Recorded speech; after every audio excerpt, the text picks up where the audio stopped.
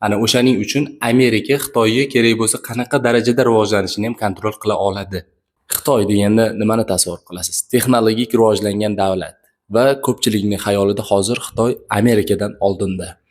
Vizualni ko'rinishi mumkin Xitoy Amerikadan oldinda bo'lib, lekin Amerika kerak bo'lsa Xitoy ham kontrol qiladi, qaysi darajada yurishligida, texnologiyalar darajasida.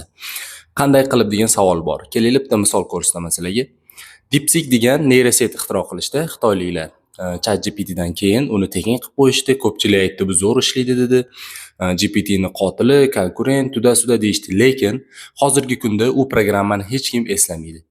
Sababi u programma tupit qilib ishlashni boshladi.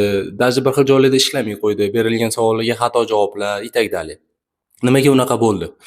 Sababi uni Amerika kontrol qiladi. Ya'ni programmani обеспечение ishlashligi uchun apparatni обеспечение kerak bo'ladi. Ya'ni uni железasi bor. Neyrosetlar, hozirgi kundagi neyroset, искусственный интеллектlar ishlashligi uchun video karta degan narsa kerak bo'ladi bizga. Ya'ni video protsessorlar, mikrochiplar bo'ladi. Uni ishlab chiqaradigan kompaniyalar AMD, Intel va Nvidia kompaniyalari bu Amerikada joylashgan va Amerika kompaniyalari hisoblanadi. Amerika shunaqa qildiki, Xitoy bilan iqtisodiy urush boshlangan paytda ularni dastavkasini qisib qo'ydi. Ya'ni mikrochiplarni Xitoyga berishi sekinlashtirdi, tushirib yubordi. U yerda mikrochiplar yetishmaganligi sababli uje berilgan nagruzkani neyroset ko'tara olmadi va xato ishlashni boshladi.